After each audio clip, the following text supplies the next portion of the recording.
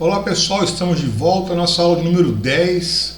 Hoje vamos falar de disponibilidade de água no solo. Bom, o solo, ele armazena e fornece água e nutriente para as plantas. Por capilaridade e absorção, ele retém a umidade que as plantas precisam. Dependendo do conteúdo de água no solo, as plantas vão ter maior ou menor facilidade de extrair água do solo. À medida que o solo perde água, que o solo seca, fica mais difícil para as plantas absorverem água.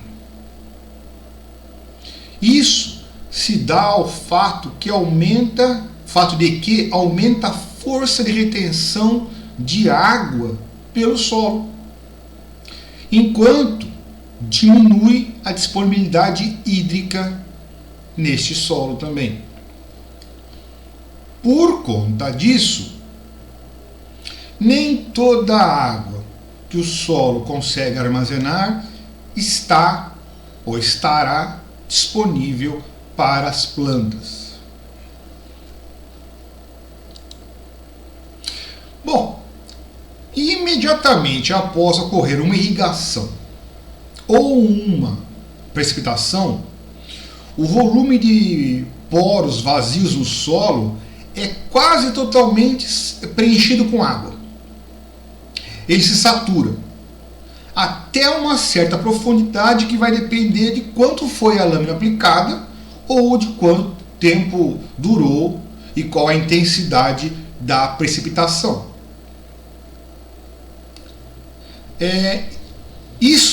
A saturação vai corresponder à porcentagem máxima de água que o solo pode reter. Essa é a saturação do solo, porcentagem máxima de água que o solo pode reter. Essa condição de saturação que ocorre após uma irrigação ou uma precipitação, ela vai se manter por um curto período de tempo. Por quê? As forças gravitacionais começam a atuar e vão drenar o excesso de água. Então dura um curto tempo. Após a irrigação ou precipitação, o solo se satura, mas isso tem um tempo curto.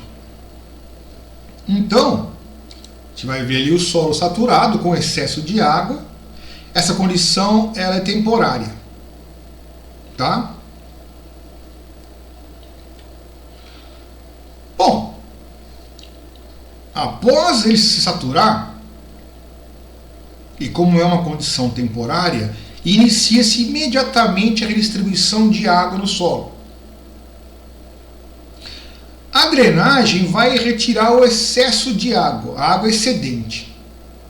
E com isso, o ar vai voltar a ocupar gradualmente o solo. Então, o solo vai ter ainda uma grande quantidade de água capilar. E isso, junto com o ar voltando ao solo. Isso vai dar uma condição temporária chamada de capacidade de campo.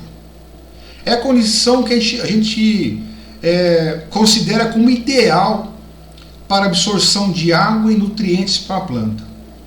É a melhor condição possível de umidade do solo que a planta pode ter. É a capacidade de campo. O potencial mátrico na capacidade de campo possui uma pequena variação entre os solos. É quase sempre meio parecido. Geralmente é da ordem de menos 10 a menos 30 kPa, ou 0,1 a 0,3 atmosfera. Então, recapitulando, ocorre uma irrigação ou uma precipitação.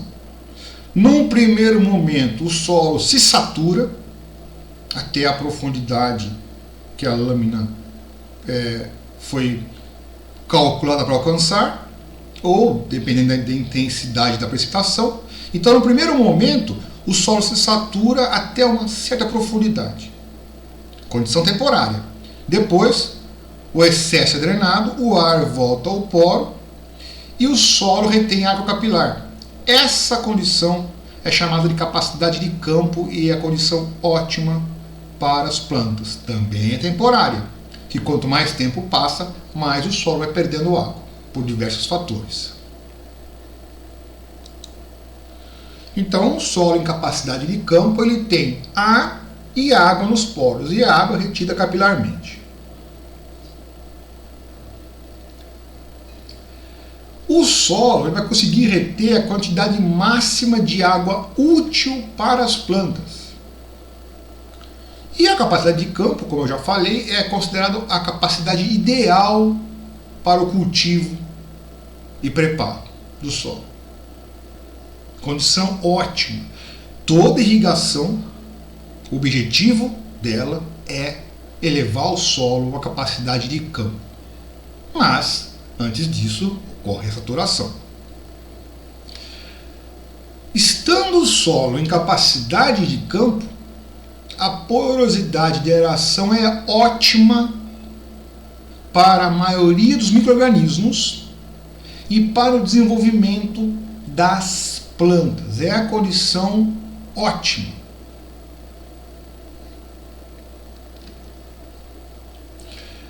Bom, outra informação que nós temos que conhecer é o ponto de murcha permanente. Já conhecemos a condição de saturação, a condição de capacidade de campo e agora o ponto de murcha permanente. Bom, feita a irrigação, solo se satura, o excesso drenado, entra na condição de capacidade de campo e o solo vai perdendo água. A planta utiliza essa água, a água evapora para a atmosfera. Então vários processos ocorrem e vai reduzindo a quantidade de água no solo. Então esse é um processo de dessaturação. Ele é contínuo e lento. E em especial se a superfície do solo estiver vegetada. Então vai continuar consumindo água. As plantas utilizam a água que se encontra na zona radicular. Então o solo vai perdendo água. Tá? As raízes vão remover primeiro a água dos macroporos, onde o seu potencial é relativamente alto. Depois disso, ela vai absorver a água de poros cada vez menores. E depois de películas de água, no qual o potencial mátrico é baixo e as forças de atração da água às superfícies sólidas são maiores. Então, com isso, cada vez mais vai ficar difícil para a planta utilizar a água do solo para atender suas necessidades, para suprir as suas necessidades fisiológicas. Quanto mais água o solo perde, mais é difícil para a planta utilizar a água do solo. Se não houver uma reposição de água de irrigação ou não ocorrer a precipitação, o solo vai ficando cada vez mais sem água e as plantas ficam sem condição de realizar sua manutenção. Não tem água para atender às suas necessidades, então elas começam a murchar durante o dia. Então, solo ficando quase sem água, as plantas primeiramente vão murchar durante o dia. De noite, as plantas elas recuperam a sua turgescência. E com o passar do tempo, um solo perdendo mais água ainda, vai chegar ao ponto que a planta vai murchar de dia e de noite. Elas ainda não vão estar mortas, as plantas, mas vão continuar permanentemente murchas.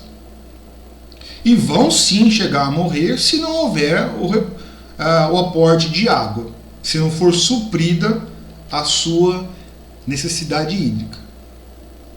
Então elas vão ficar murchas por todo o tempo, de dia e de noite. Se isso não mudar, se não houver entrada de água, elas vão realmente morrer. O conteúdo de água nesse solo, nesse estágio, no qual a planta fica permanentemente murcha, mas não morreu ainda, é chamado de ponto de murcha permanente. A partir desse ponto, nem que eu aplique água de novo, a planta não volta mais. Ela vai continuar murcha e vai morrer. Nós consideramos que nesse ponto de murcha permanente, o valor do potencial é de menos 1500 kPa, ou mais ou menos 15 atmosferas. O solo vai ter uma aparência de pó seco. Apesar de ter ainda água retida em filmes muito finos de água nos sólidos do solo, o solo fica com a aparência de pó seco. Tem até a água muito pouco, mas o solo está bem seco.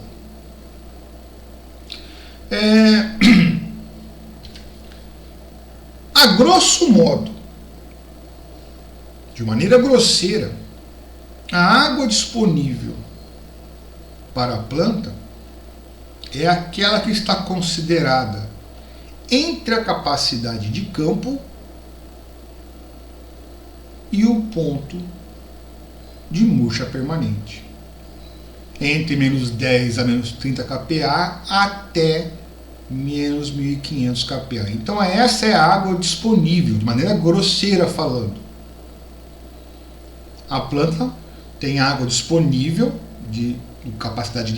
entre a capacidade de campo e o ponto de murcha permanente.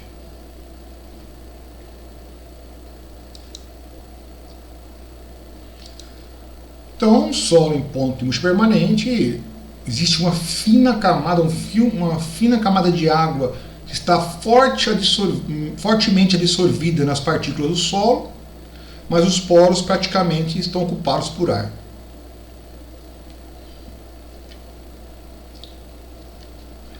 Dependendo da cultura, da sua fase de desenvolvimento, do tipo de solo, das condições gerais da planta, o ponto de murcha pode ocorrer até mesmo antes do solo atingir 15 atmosferas. Isso pode acontecer, dependendo da cultura. Bom, vamos ver aqui um exemplo. Temos uma área cultivada, é aplicada uma irrigação, ou também pode ser uma precipitação.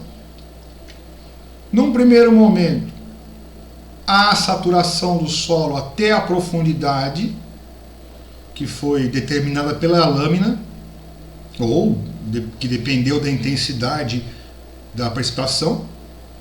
Então, no primeiro momento, há a saturação do solo, todos os poros ficam cheios d'água. Se encerra a irrigação, começa a redistribuição de água, então o excesso é drenado, o ar volta aos poros, condição de capacidade de campo. As plantas começam a utilizar essa água do solo. Parte dessa água também é evaporada. E depois a água que a planta utilizou acaba sendo também transpirada. Isso vai acontecendo e cada vez mais o solo vai perdendo água. E se nada for feito, nenhuma intervenção de irrigação, ou se não chover, o solo vai caminhar para entrar em capacidade em ponto de murcha permanente. Bom, falando de água disponível, a gente comentou que a disponibilidade de água da planta ela está entre a capacidade de campo e o ponto de murcha permanente, a grosso modo, foi o que eu falei. Esse assunto água disponível, durante bastante tempo, foi um assunto polêmico entre pesquisadores e irrigadores, e irrigantes. Então, é um assunto que foi polêmico. Por quê? Quais eram as principais controvérsias?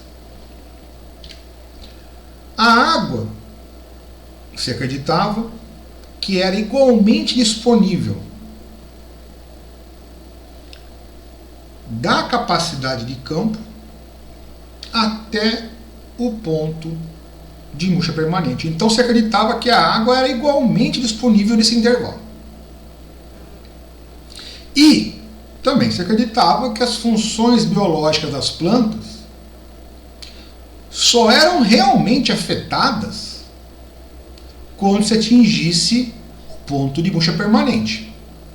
Ou então quando a tensão do solo, chegasse a menos 15 atmosfera. Então se entendia isso, que a disponibilidade era a mesma e a planta só iria sofrer qualquer tipo de problema a partir da entrada do ponto de murcha permanente. Então, com isso, tinha-se o conceito antigo. O que pregava o conceito antigo? Era feita irrigação. Num primeiro momento, o solo se saturava. E eu estou pondo a plantinha aqui em amarelo, que é com uma condição de atenção, tá? Ela é temporária, mas é uma condição que não é ideal para a cultura. Então eu coloquei a plantinha ali em amarelo. Depois, o solo ia perdendo água, o excesso ia sendo drenado, o ar ia voltando aos poros e entrava na condição de capacidade de campo, que é a condição ótima. A partir daí, o solo ia perdendo água até chegar à condição de ponto de murcha permanente. Então, até lá, eu coloquei as plantinhas em verde, que indicavam que tudo está tudo bem. A partir do ponto de murcha permanente, entre a capacidade de campo e o ponto de murcha permanente, se considerava que a água estava disponível por igual para as plantas. Eu coloquei todas elas no mesmo tom de verde. Após entrar na capacidade, no ponto de murcha permanente, aí a água ficava indisponível. Eu coloquei a plantinha em vermelho, para poder destacar isso. Então esse aqui é o conceito antigo, que entre a capacidade de campo e o ponto de murcha permanente, a água estava igualmente disponível. Que só a partir de entrar em ponto de murcha permanente é que viria algum dano para a planta.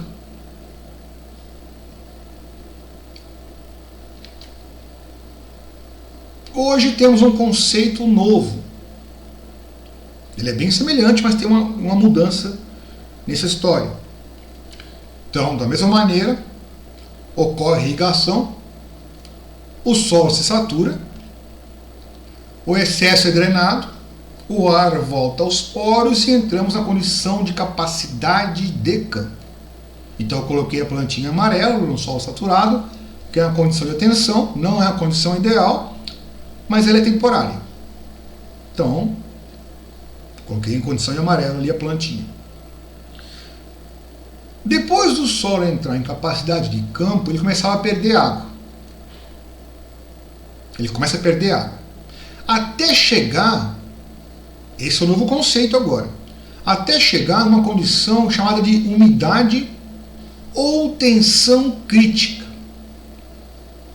Então agora se inseriu essa nova informação, a umidade ou tensão crítica. Qual a função dela? Até chegar na umidade ou tensão crítica, a água está totalmente disponível para a planta. Totalmente disponível. A partir do momento que ultrapassa a tensão crítica e se encaminha para o ponto de murcha permanente, começa a haver restrição de água para a planta. Então, ao contrário do conceito antigo que pregava que entre a capacidade de campo e o ponto de murcha a água era igualmente disponível, agora temos a partir de um certo ponto, a água não está totalmente mais disponível. A partir de um certo momento, entre a capacidade de campo e o ponto de murcha permanente, temos uma umidade ou tensão crítica, que a partir dela começa a haver restrição de disponibilidade de água para a planta. Então por isso eu coloquei um tom verde mais escuro para a água totalmente disponível e um tom mais claro para a água com restrição de disponibilidade. A partir do ponto de murcha permanente, a água ficaria indisponível para as plantas. Esse conceito novo, ele é de grande importância.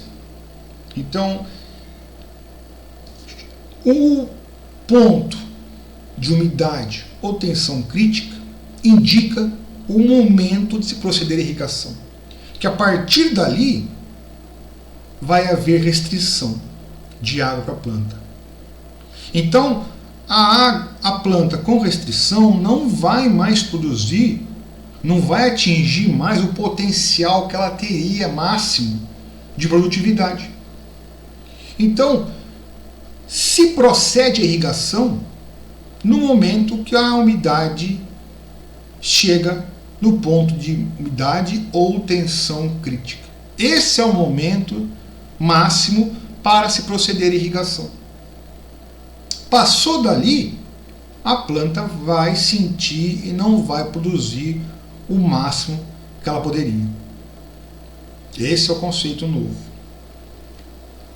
Bom, para o manejo da irrigação, é fundamental determinar esse ponto de umidade ou também tensão crítica. É importante definir isso. Até atingir a tensão crítica, a planta desenvolve plenamente. Passou dali, já vai deixar de alcançar seu máximo potencial. Esse ponto pode ser definido através de um valor de fração de água disponível ou do potencial mátrico crítico. Então, para saber, esse ponto pode ser definido pela fração de água disponível ou através do potencial mátrico crítico.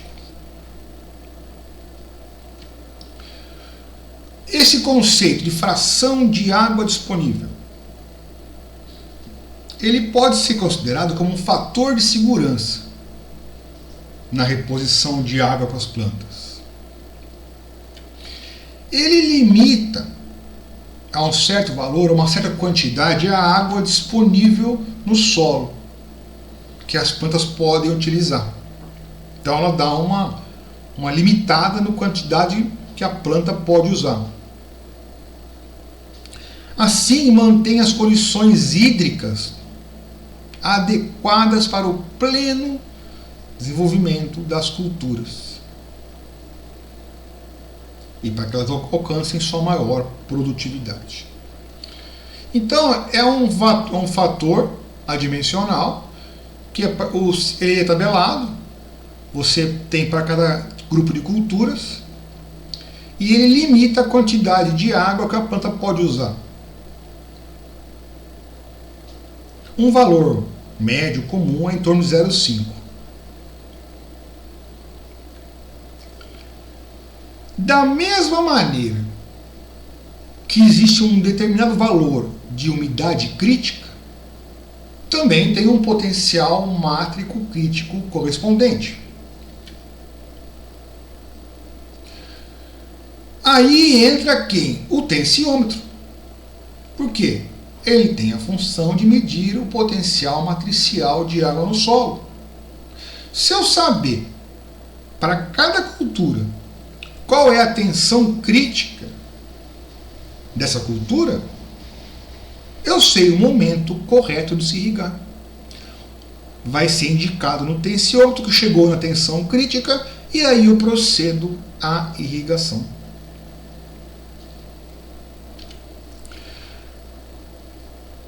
Quando a gente não tem uma curva de retenção, o ideal é sempre solicitar fazer a curva de retenção. Para o manejo de irrigação é fundamental que se tenha a curva de retenção da área. No caso de não possuir a curva, pode-se adotar o potencial mátrico. Então existem tabelas, diversas tabelas na literatura que indicam o potencial mátrico, o momento de proceder à irrigação para cada cultura.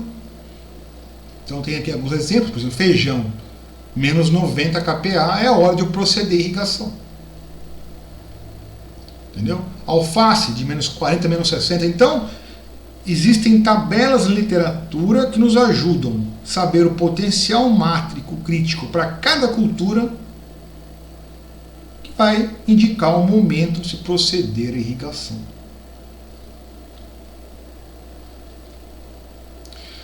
Dá para se determinar, se calcular a água disponível no solo, a quantidade de água disponível no solo, com essa equação aqui, ó. Água disponível é igual a umidade em capacidade de campo com base em massa seca, porcentagem, menos a umidade em ponto de murcha permanente, com base em massa seca em porcentagem, que multiplica a densidade global do solo. Então essa é a água disponível, totalmente disponível e com restrição, a partir do momento que se ultrapassar a umidade crítica. Então eu consigo saber qual a água disponível no solo.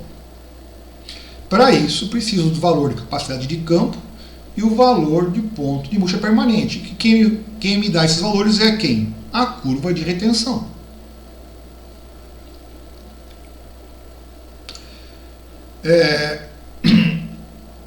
Porém, a água que se encontra nesse intervalo, já falamos isso, entre capacidade de campo e ponto de murcha permanente, ela não é igualmente disponível para as plantas. Tem uma primeira parte que é totalmente disponível e uma segunda parte que é disponível com restrição. Então é possível calcular o total de água disponível útil para a planta. A água disponível útil da planta, eu tenho que inserir agora mais uma informação naquela última equação. Qual é a fração de água disponível? Aí que entra a fração de água disponível. Então eu vou saber, naquele intervalo entre capacidade de campo e ponto de murcha permanente, se eu usar a fração disponível, a fração de água disponível, qual é realmente a água disponível útil para as plantas. Então é um fator de segurança. Para se calcular a lâmina de água na irrigação. A lâmina de água é chamada de lâmina líquida, é o nome que se utiliza. Ela dá de milímetros e ela é igual a umidade de capacidade de, aliás, 0,1 vezes a umidade em capacidade de campo, com base em massa seca, em porcentagem, menos a umidade de ponto de murcha permanente, com base em massa seca, em porcentagem, vezes a densidade global do solo, gramas por centímetro cúbico, vezes a fração de água disponível, e aí vai entrar uma outra informação agora, que é a que permite calcular a lâmina para cada tipo de cultura, que é o quê? A profundidade efetiva do sistema radicular da cultura que eu estou irrigando.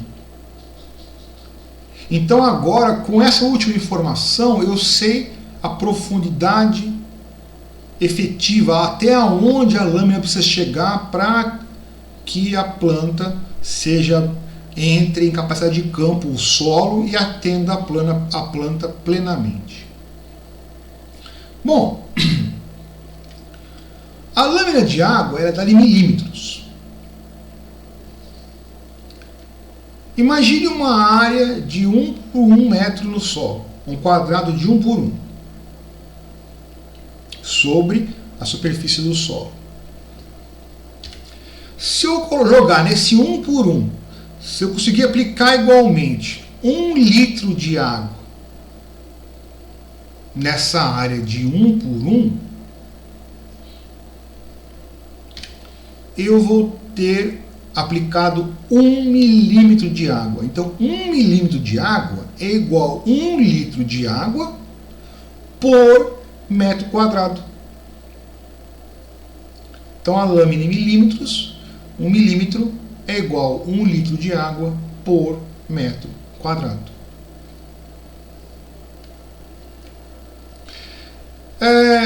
Uma outra maneira de determinar a lâmina de água é essa aqui, ó. Lâmina de água é igual em milímetros, umidade volumétrica, com base em volume agora na capacidade de campo, menos a umidade de ponto de murcha permanente, umidade volumétrica, vezes a fração de água disponível, vezes a profundidade do sistema radicular. Se eu não utilizar a umidade de ponto de murcha permanente e tiver a oportunidade, tiver algum equipamento que me permita utilizar a umidade atual, isso seria ideal. Então eu vou saber a umidade atual do solo, umidade real, nós já vimos isso em aulas passadas. A lâmina fica assim, bem mais simples. A lâmina de irrigação, a lâmina líquida, é igual a umidade de capacidade de campo, que eu obtive com a curva de retenção, menos a umidade atual, que algum aparelho ou metodologia me forneça instantaneamente, que multiplica a profundidade do sistema radicular. Então, se eu conseguir dispor de um aparelho que me informe, ou uma metodologia que me informe a umidade atual, eu consigo fazer o manejo da irrigação, calcular a lâmina de água necessária com essa última equação.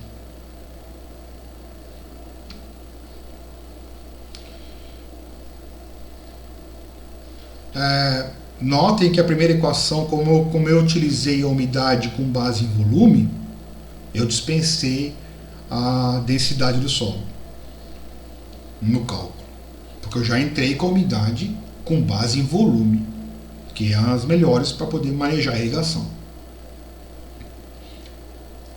Bom, aquela foi a lâmina líquida. A lâmina líquida é a que tem que chegar no solo. É o que a planta precisa, é o que vai levar o solo à condição de capacidade de campo. Porém,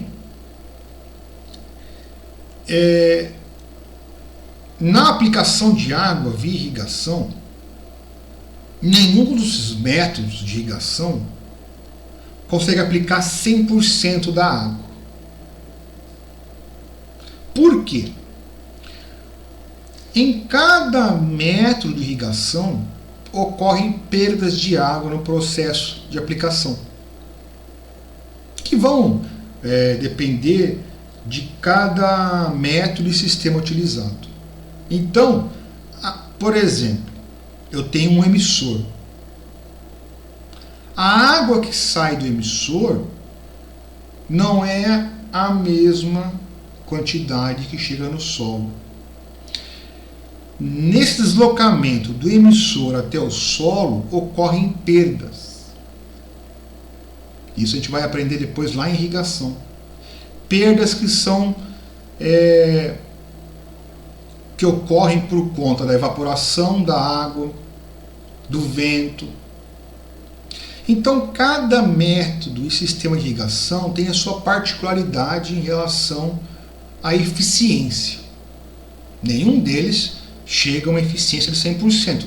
Alguns chegam bem perto disso, outros um pouco mais longe. Então eu tenho que considerar na lâmina, que tem que chegar no solo, as perdas que ocorrem. Cada método vai ter uma porcentagem maior ou menor de perda. Então, para compensar a água que vai ser perdida e faz parte do método, eu tenho que compensar a quantidade de água que eu aplico. Então, eu tenho que fazer chegar no solo uma lâmina líquida de X. Mas se eu aplicar essa mesma lâmina saindo do emissor, não vai chegar no solo, parte vai se perder. Então, nós adotamos o que chamamos de lâmina bruta. A lâmina bruta é igual à lâmina líquida dividido pela eficiência do sistema de irrigação. Então, na aplicação da lâmina, eu tenho que considerar a eficiência do sistema. Então eu aplico um pouco mais, eu aplico a lâmina bruta, ocorrem as perdas e o que chega ao solo é a lâmina líquida. Então, isso vai depender do método e do sistema de irrigação. Vou dar um exemplo. Por exemplo, no método de irrigação, na aspersão convencional, a eficiência dos emissores variam de 70% a 85%. Então, de 15% a 30% pode ser perdido na aspersão. Então, se eu preciso calcular uma lâmina líquida, eu tenho que saber quanto vai ser perdido, compensar essa perda para realmente chegar à lâmina que eu quero, que é a líquida no solo. Então eu aplico uma lâmina bruta para que chegue a lâmina líquida. Isso faz parte dos métodos de irrigação. Essa perda é aceitável, é entendida, pode ser minimizada em várias situações, mas ela ocorre. Então, tem que se compensar aplicando a lâmina bruta para chegar à lâmina líquida. Muito obrigado.